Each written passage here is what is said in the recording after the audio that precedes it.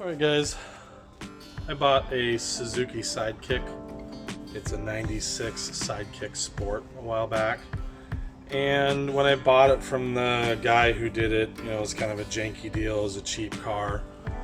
The key would work, but it really kind of jammed up, and if you're watching this video because you've got key issues, you know there's not a lot of videos out there, not really a lot of info at all. This video is not removing the cylinder cast piece from the car. There's other videos on YouTube for that.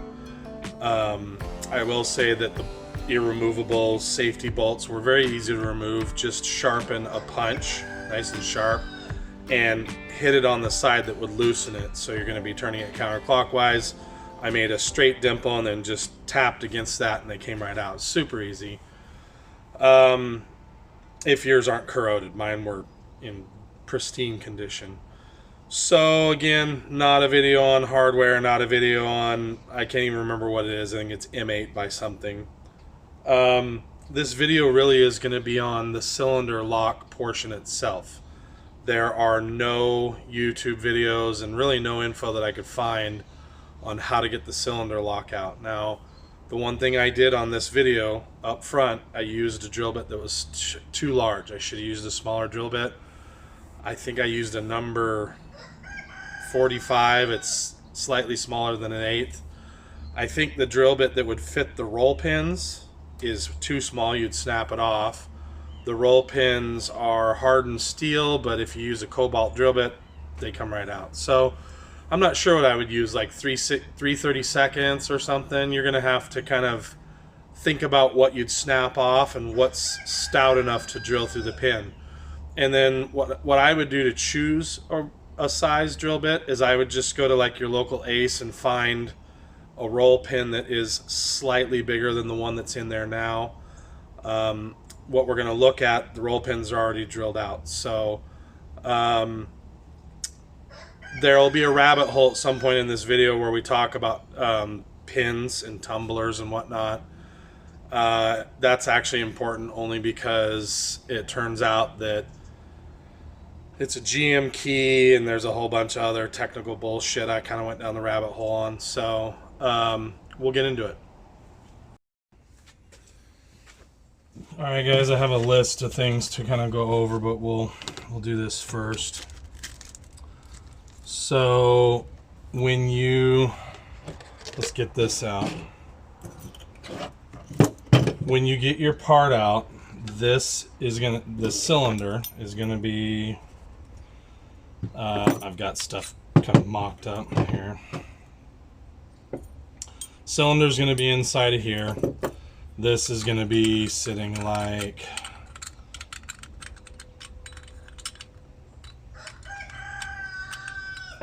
sorry guys. This is going to be sitting like this. You're going to have a wiring harness that's going to be like this. And if somebody has it routed right, it's going to be through these two keepers right here. And when you get this thing, so this is my drill bit size. It's under an 1/8, but I would go smaller than that. When you get this, you're going to drill out, and I'm going to go ahead and remove this for the sake of being able to lift it up to the camera. So I guess we'll do this real quick. This is a safety switch, probably part of the anti-theft system, quote unquote. This is your electronic, the actual part that starts the car. This is screwed to the back like so. This, once you get this tumbler off, just comes out. There's lots of little parts, so be aware of that. So you're going to drill, the pin out right here, and you're going to drill this pin out. So this one and that one. When you drill them out, it's going to slip out. And when you pull this out, you're going to be super careful because there's lots of parts. We'll go over that. Just want to make sure that you guys can see where you drill it to get the tumbler out.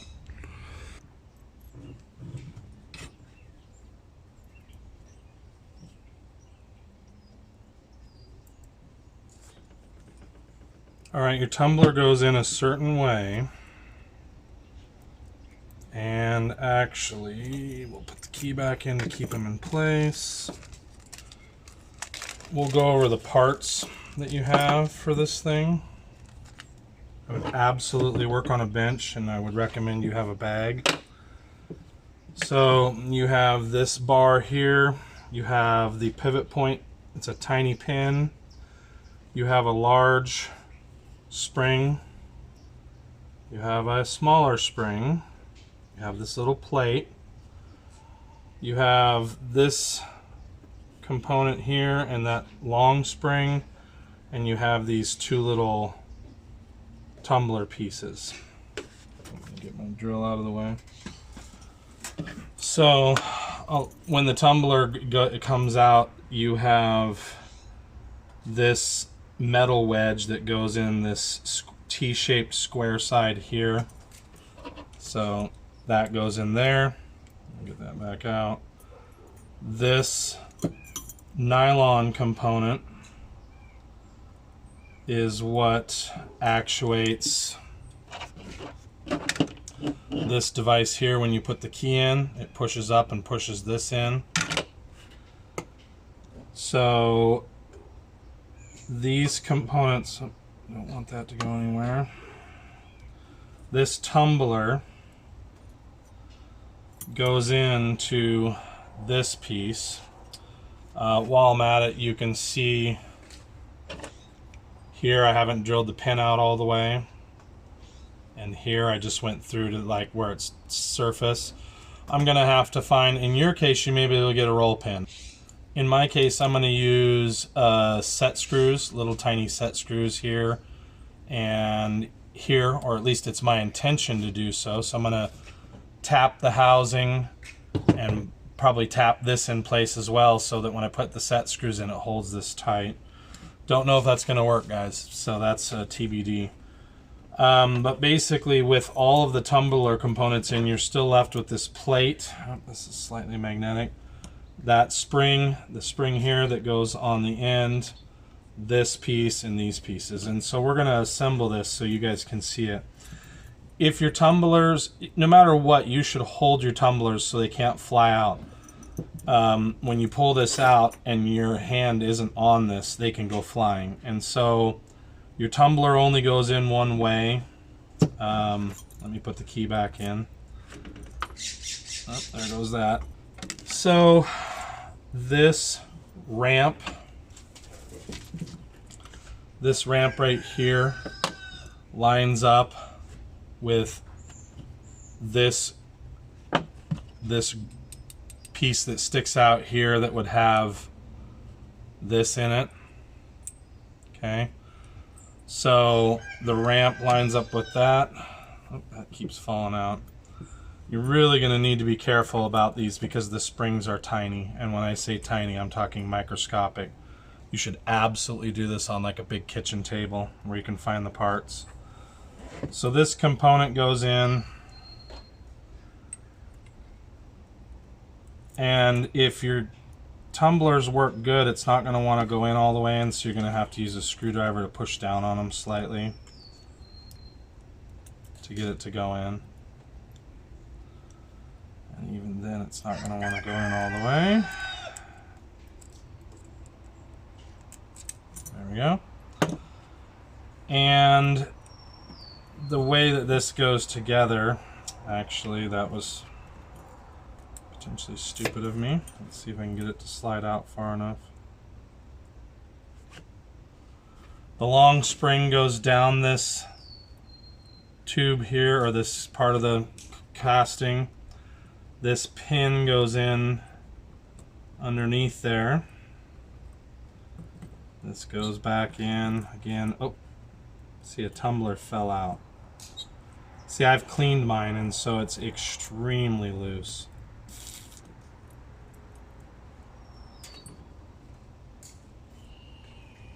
Okay, I have a spring to put back.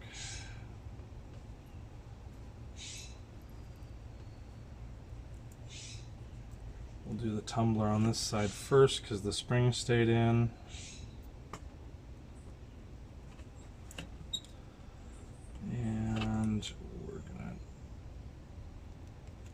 Do the tumbler on this side. Now, these tumblers are numbered. They've got 1 through 4 on them.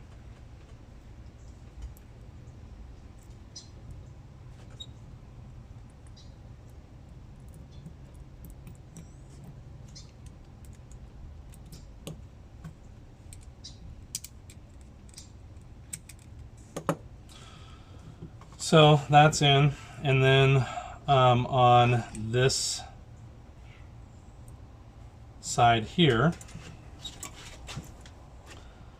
you have the pivot that goes in this arm here, and the arm goes down in here and pivots like so. You have the short spring that goes in here, and the plate goes on top of that, and then that whole assembly is slid into the body. This spring here, the medium spring, goes in the end.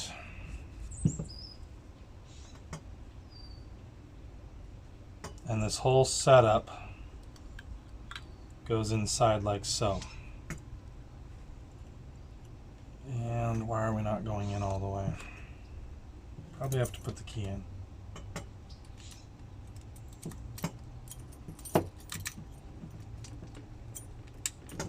Yep. So now your assembly's back together, all your parts are used. What I had wrong with mine is some dipshit broke off a flathead screwdriver tip that was sitting down in the end of the tumbler, and I couldn't get my key in all the way. So that stupid little flathead, who knows if this lock was off a stolen vehicle. This lock does not match that vehicle. So this is now assembled. It's not great. It's pretty, the key is, so when you make copies of keys, and you'll know this if you do some research, when you make a copy of a worn key, the nubs are not in the actual correct location. So I'm going to pull this back out and I'll show you what I'm talking about. Want to be extremely careful when you pull this out, making sure that that plate doesn't fly off. Got my components there. I'm going to get this all back in a bag so I don't lose any of the tiny, tiny microscopic parts.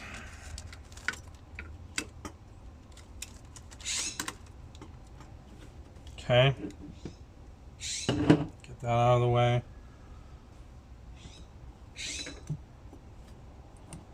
Pull the key out.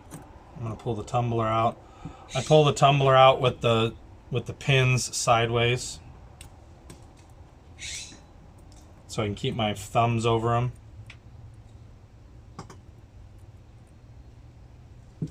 Gonna get these two pieces out.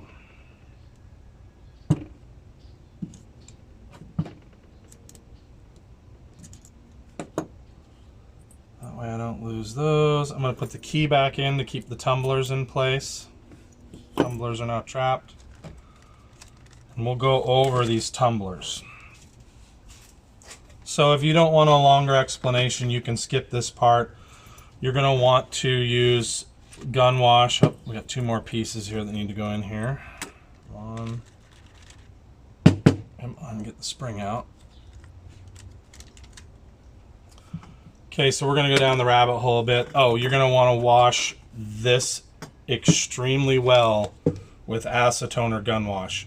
You're going to have all kinds of lube, quote unquote, and then that's mixed with graphite, and it's just, mine was so gummed up that it just wouldn't work on top of having this part in there. So if you don't want to go down the rabbit hole, do that, assemble it in the reverse order that you just saw, and I hope this helps somebody. However, if you want a little bit more explanation, keep going past this point. All right, we're going to go over some things. I hope this isn't too fragmented. So when you have your tumbler apart, you want, so first of all, you know, if your tumblers have fallen out and you didn't get the sequence, you want to be able to stick your key in and have them all see, this one's not filed correctly. They should all be pulled into the shape of the cylinder when the key's in. This key's not right. It's enough that it works. I'm not going to fix it because it's a cheap ass car, but I could go down. I could either file this or have the key changed. They wanted $45 to put new wafers in. So we'll go over terminology. I've been using the word tumbler. That's not right. These are actually called pins. I've also heard them referred to as wafers. So there's pins, and inside these little holes here are springs that push the wafer up. On this lock set, there's 4 per side for a total of 8. I'm going to try to refer to them as wafers because they're not really pins. That's an old terminology. So if I keep these pins in and I pull the key out and I let one of these out, I'm going to pull the first one out. These wafers, gosh, they want to fall out. I'm going to put my key back in. Make sure that spring's still there. Okay. These wafers have a number on them.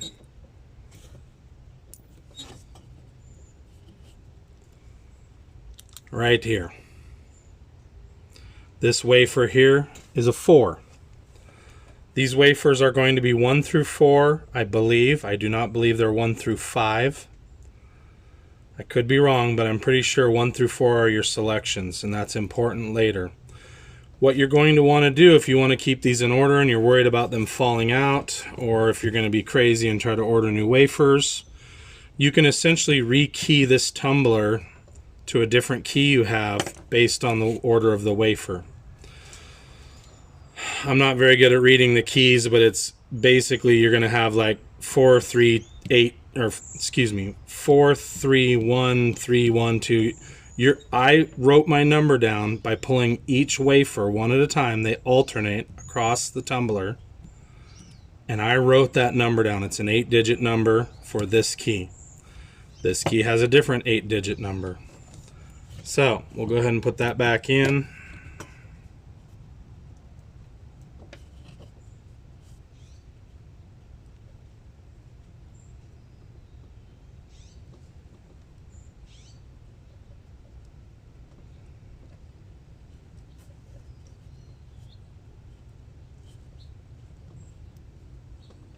Trying to stick it in the wrong spot. And we're going to put the key back in to hold the wafers. Alright, so I didn't, I started out not knowing what this terminology was. There's other key sets that have pins. So we'll start out by going through maybe this here. We'll start with the key. The key is made by ILCO, ILCO, or JMA. Those are the key types right here. If you have a Geo, it may also be a GM key. The ILCO number is X186 for this key with the round top. The square key is X198. So the key type for the square head is GM ISUZU KB-B74, and you'll see also that this ILCO key has B74 on it. I believe it's NP, or it's an X198, or it's a GM15D. That's the square head. The round head is an X186. This is SUZ Suzuki 17. Also falls under X180. Another number that might be related to the round head key is JMA SUZ U-8. ILCO and JMA are brand names for the key blanks. So that's all I know about the keys type. You can get them for like 70 cents online. They're super cheap, these key blanks. You can also file them yourself if you're ambitious. We'll move on to what I found out about the tumblers. They're actually called pins or wafers. UHS is a website, UHS Hardware, and they have the best selection of pinning kits. So UHS is the website. The pinning kits are made by either ASP, Strattec. Those are automotive pinning kits. Lab are pins for doors. The original, I believe the original term pins came from architectural doors. Lab makes kits for doors, Slage, a bunch of other crap. These wafers or pins are rare for the Suzuki. They're hard to find, hard to research. There's basically nothing on them. I did about 4 hours of research yesterday, and I'll tell you what I came up with. ASP has the biggest selection of pins or wafers. The Strattec ones are more expensive. From what I can gather, this barrel uses one of two types of wafers. So I believe, based on the UHS website, that the kit you want is a number ASP-A 13-101. And that's 1977 to 2011. I think it covers Mercedes-Benz, it covers Suzuki, and I forget what else is in there. It's quite the list. The other wafers that look similar, believe it or not, are from a company called CCL, and they look like they're camlock wafers.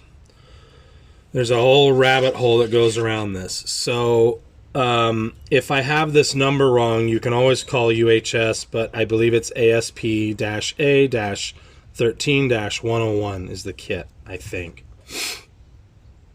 They should only be number 1 through 4 wafer. Camlock also has a 1 through 4 wafer. There's some website that I got on that had the Camlock wafers with a steel ruler, and it had measurements. The kit is about $25 to $35 for both the Camlock and the ASP kit. It's more than likely this ASP kit, or it could be filed to match. If you buy the kit, you're really taking a risk, because this is like black art. There's almost no information about this tumbler for this lock set for this Suzuki, because it wasn't made very many years. So you can look at the wafer. We'll go back to the wafer for a second.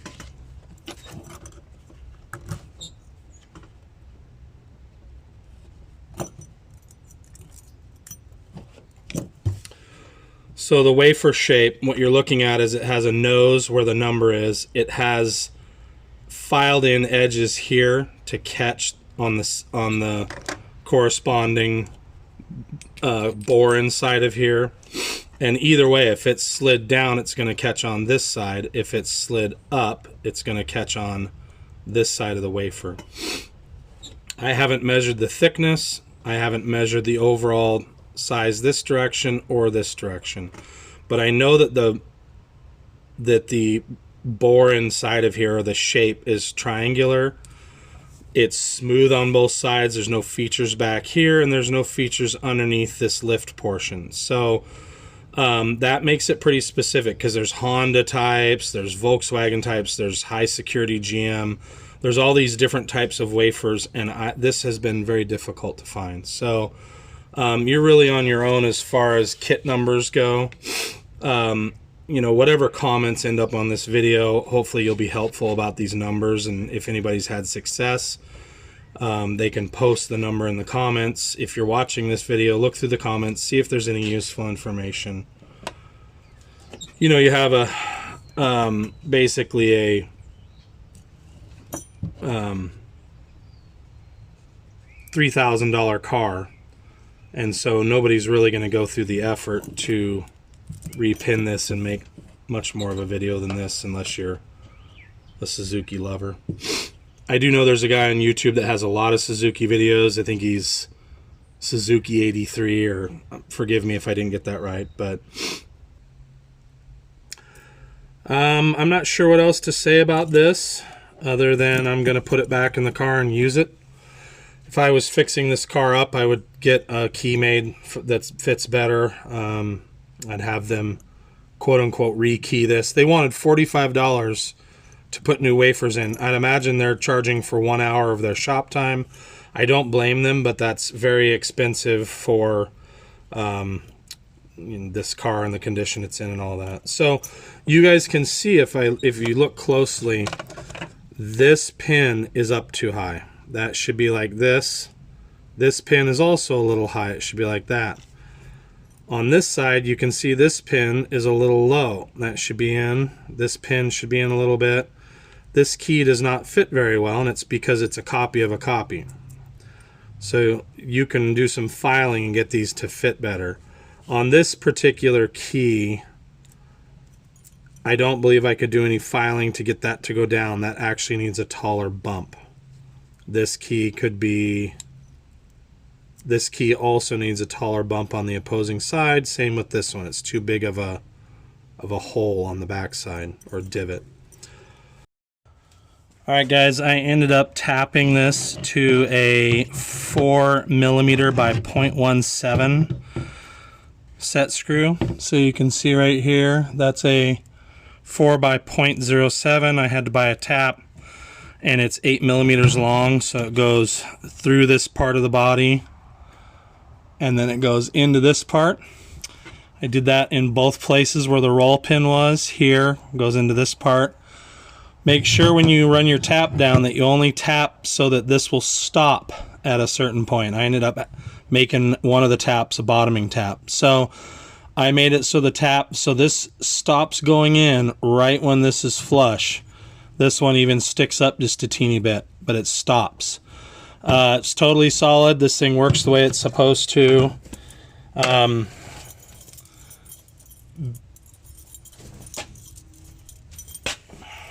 Before, this key would not hardly do anything. Now the key actually turns and goes all the way in. To get it out, you have to push in. It never did that before.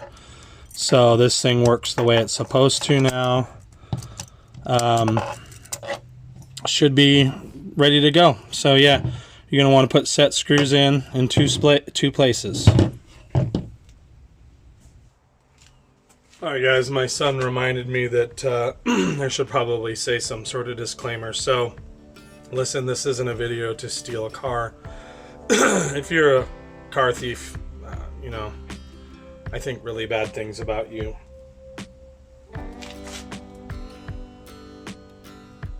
That's a fly. If you're a car thief, man, I hope you go straight to jail.